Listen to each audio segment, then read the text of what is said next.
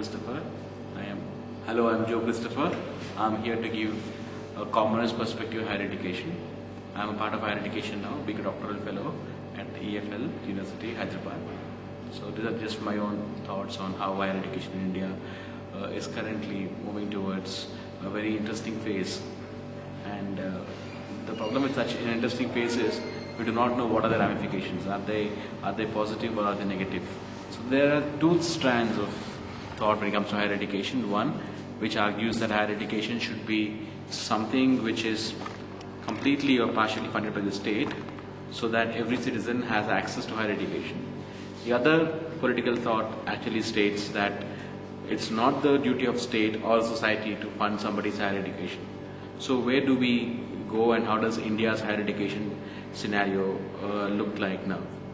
As I said earlier, there are these two dominant strands of policy, and currently India seems to be tilting towards the second strand, that is, how about making higher education something which is self-financing. For the last 40-50 years, we had a situation where the state completely funded the higher education of its citizens. However, on the flip side, the number of citizens who could access higher education, particularly the more elite institutions of higher education in India, was very minimal. I mean, it's said that 0.001% of India has access to higher education, and the number has not grown much since the 1960s. The numbers have grown, I mean, since absolute numbers have grown, but when you look at the relative percentage of population that access higher education, it's still meager. So, in order to ensure that there are other players apart from the state who are catering to higher education demand, the government has opened up higher education at least in a few states in the 1970s, and then it's been replicated elsewhere since the 80s and 90s. Now we all know that there are more number of colleges particularly in streams like education, medicine, and health, which are under private management than by the state. On the flip side, despite the increase in the number of seats available, despite the fact that the number of graduates and postgraduates seems to be increasing, the problem with higher education today is that of quality. It's no longer about access, and that's a very important policy issue. How do you ensure that access is enabled to everybody, but not at the cost of the quality of education being delivered? For instance, in Andhra Pradesh today, we have more than 280 engineering colleges offering BTechs, and there are about 3.5 lakh seats. However, last year almost 1 lakh seats were left vacant because there were no takers, and about 80% of these colleges do not have the necessary infrastructure with regard to the soft resources. Well, it's very easy for a management to get land from the government and construct those buildings, putting computers. This is the hard infrastructure that we talk about. What about a soft one, wherein you get a library, you get a working library which keeps adding books every year? What about the research articles? And more importantly, what about the trained faculty? This is something which we have failed to address over the last many years, and the reason why we today have a shortage of good faculty is that we don't encourage research in graduate and postgraduate level.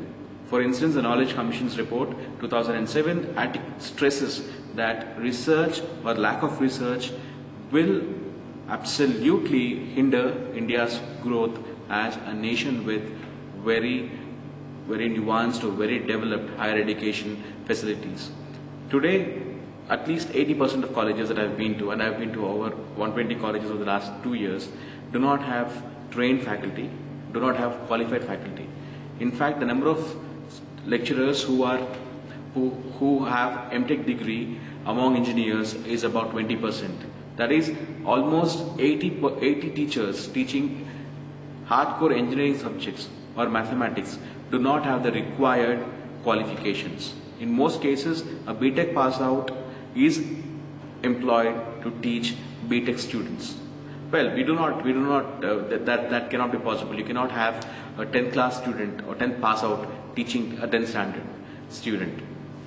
And now, how do we ensure that there is adequate human resource for higher education with regard to administration, with regard to training, with regard to research, so on and so forth? There are three things. One, ensure that there is a wide intake plus but a narrow exit. The problem with most research degrees in India is the entry is wide and the exit is wide. You cannot have a wide entry and a wide exit. Either you have a narrow entry and a wide exit. For example, BTechs in IITs and or IITs, IIMs for medical courses. You have a narrow entry, out of a lakh, probably 1,000 are taken in and 1,000 come out. Or you have a wide entry and a narrow exit. For instance, you have courses like CA, SWA, where millions will apply, but a few thousands will pass out. This ensures there's quality. The same sort of a thing should also exist for research degrees, for an MPhil, for an MTech, for an MS, for a PhD, so on and so forth. Either you have a wide entry or you have a narrow entry, but you cannot have a wide entry and a wide exit, which is actually the situation today. And most of this, and what is the quality of research that we produce today? I mean, the aim of research fundamentally has been to critique or to challenge the existing scholarship. Very often what happens under the guise of research in India, at least in humanities, the field I've seen, is that we do not critique the existing scholarship. We do not criticize the work done by our seniors. And very often we do not write anything, we do not produce anything. And now when you're not a very good researcher, it's very hard to be a very good teacher. And when a student passes his B.Ed exam and wants to become a teacher, he has a probation. When an IAS and IPS candidate is qualified, he is trained for 2 years at the respective training institutions. But when it comes to college lecturers and college professors, you do not have a probationary period. You have an ad hoc period wherein which you are taken and you put on probation, but that doesn't include the element of training. So if you want to make higher education something, if you want to mix both the strands of the political thought with regard to higher education, we need to ensure that there are 3 or 4 parameters fixed. One, ensure that there is a high input into research degrees, along with a very narrow exit, which allows for the best students to come out. Second, make research more lucrative, so that students opt for research, and good researchers make good teachers, and thereby they go back into higher education as teachers. Third, ensure that there are adequate training facilities, so that the moment somebody passes an MTech or a PhD, is not directly put into a job, but is also trained to become a good teacher. And fourthly, you also have to ensure that when you go for inspection to a college or a university, it's not about the hostels or not about the buildings, not about the classrooms, but it's about the quality of the teachers that are employed, quality of the library that's being used. For instance, none of the new engineering colleges offer a course in mechanical engineering, because mechanical engineering requires a huge laboratory with huge costs. 90% of them will go for computer engineering, because computer lab wouldn't cost more than 10 lakh rupees. It's just about put 100 computers, multiply to 20, and then multiply to 30,000, and then put an instructor, and you have a computer lab. What about a BTech in chemical engineering? How many colleges offer a BTech in mechanical engineering, so on and so forth? These are the hard questions we need to answer. When you're opening up higher education to private players, it's very difficult for us to assume that market dynamics will play out plainly and will play out perfectly, and we'll have a perfect higher education system. The challenge today is, how do you maintain quality despite increasing the access? That's a paradox, and that needs to be addressed.